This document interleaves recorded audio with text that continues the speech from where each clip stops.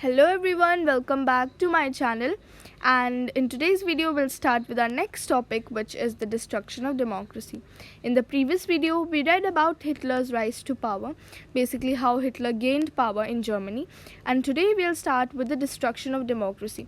Now destruction of democracy means to completely remove the democracy, okay, and to remove the democracy in Germany.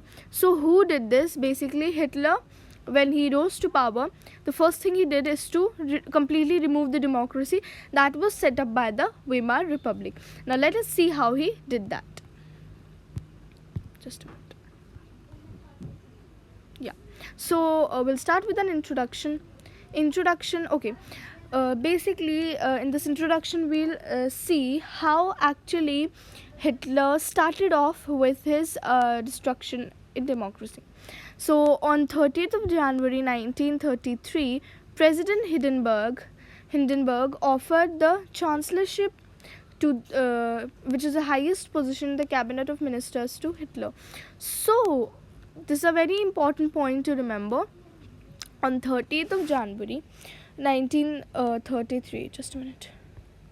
Yeah, 1933, President Hindenburg. So this man, who you can see in the picture, there are two people. This is Hitler, first one, and the second one is President Hindenburg.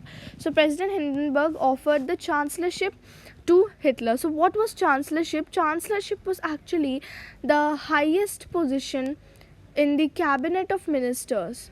Okay, so the highest position in the cabinet of ministers, this position of chancellorship, it was given to Hitler by President Hindenburg.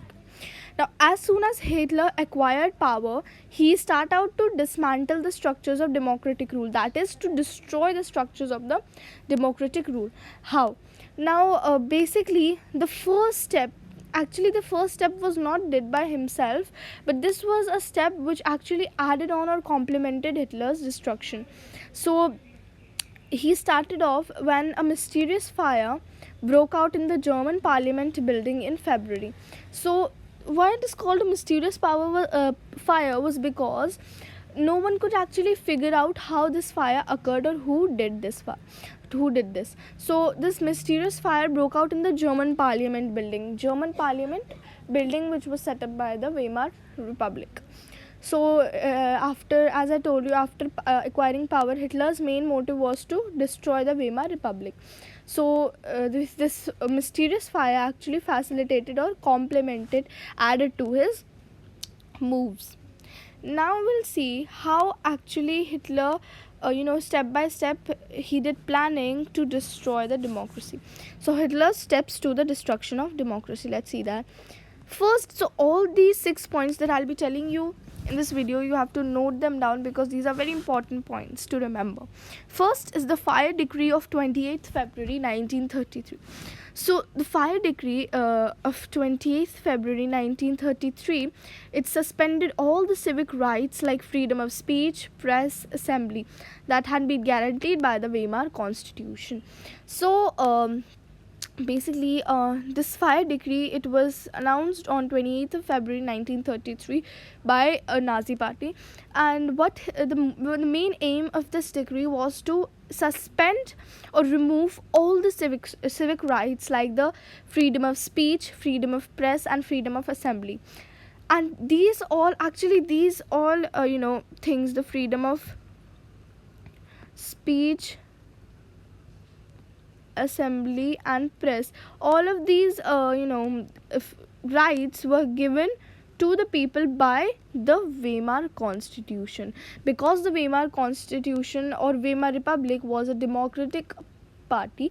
It guaranteed all such rights to its people. But now Hitler has come and he just removed all such rights that has been given to the people. Now the next move that he took on was to remove his enemies from his way. Now who were his arch enemies? His enemies were the communists. So then he turned on his arch enemies, the communists, most of whom were hurriedly packed off to the newly established concentration camps. Okay, just a minute. Concentration camps, these had a major role to play in Hitler's Nazi Germany. So basically The next thing that he did is to remove his enemies, who were the communists. And what he did to the communists, these communists were packed off, that is, these were sent off to the newly established concentration camps that had been established in Hitler's Germany. So these communists were sent in these kind of concentration camps. Out of the surviving 6,808 arrest files of Dusseldorf, a small city of 500,000 population, 1,440 were those of communists alone. So this is basically an adding point to the first point. So the arrest file of Dusseldorf, if you see, so there are only 6,808 arrest files left, but out of these files, 1,440 files are those of the communists alone, right? They were, however, only one amongst the 52 types of okay, so this is a very important point to remember. I'll just highlight this one. In Nazi Germany, the Nazis actually persecuted 52 types of victims. Okay, so they had actually formed different subdivisions or types of victims. So they had in total 52 types of victims. Just one of them were your communists. Okay, they were, so you can guess, how, which kind of mass killing they had done in Germany. Now, on 3rd of March 1933, the famous Enabling Act was passed. Okay, so this is also very important point here. So this Enabling Act, it was passed on 3rd of March 1933. So this act, what the main aim of this act was to establish dictatorship in Germany. Okay, this was a very important act for him, because after this only dictatorship was established in Germany by Hitler, and Hitler could do whatever he wanted. So this act established dictatorship, and it gave Hitler all powers to sideline the parliament and rule by decree. Sideline means to, just ignore the parliament, or he didn't had to take any permissions from the parliament, and he could do whatever he wanted, right? So this was a major step, if you see, in Hitler's Germany. This was a major step that he took so that he could establish dictatorship, right?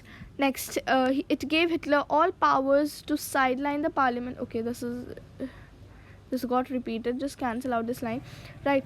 All political parties and trade unions were banned except for the Nazi party. One more thing that he did, that he banned all other political parties as well as trade unions. So it had kind of become a one party state. Germany had kind of become a one party state where there was just Nazi party ruling. The state established complete control over the economy, media, army and judiciary. State means the party itself. So the Nazi party established complete control over the economy, over the media, army and judiciary. So if you see, by all these steps that he took, what he actually did, he established his full control on Germany in any perspective or any dimension that you see. Right, now let's move forward. Okay, now after he did so, he also introduced some extra security forces for the Nazi party. So special surveillance and security forces were created to control and order the society in the ways that Nazis wanted. So security forces were also created. Now, apart from the already existing regular police in green uniform and the SA or the stormtroopers, so these were both of these SA and the SA and the green uniform regular police. These were normal regular police that already existed, but the extra secret forces that Hitler established were the Gestapo secret state police, the SS, which was the protection squad, criminal police and the security services. So these four you have to remember, so I'll just highlight them. First was your Gestapo secret state police, then the SS, which was the protection squads, criminal police and the security service, SD. So the two pictures that you can see here, the first one is you can see a poster of the Gestapo police. See here, it's written the history of Hitler's secret police. Then the second picture is of your SS, the protection squad. So this is one of the marches of the protection squad of Hitler. So these were the extra security forces that had been established by Hitler under his rule. Next, now after all this, what was the conclusion after what all he did?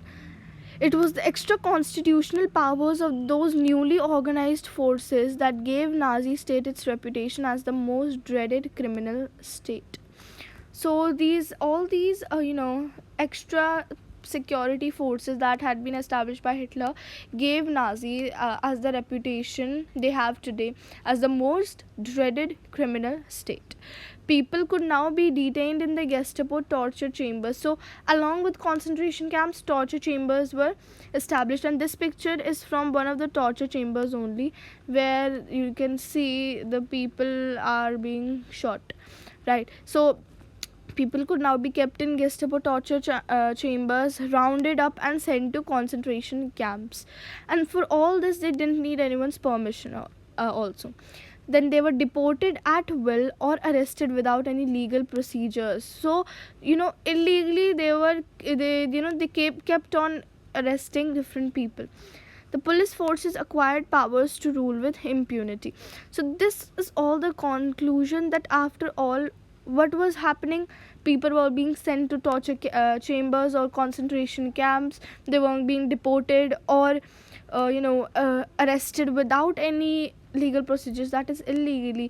Okay, plus all these extra security forces gave Nazi as the its reputation as the most dreaded criminal state. So that's the conclusion, and from here we come to the end of this video. So thanks for watching, and if you haven't subscribed yet, then do please subscribe to my channel. And if you liked this lecture, then give this video a big thumbs up, and also press the notification bell to get more such educational updates from my channel. Thank you.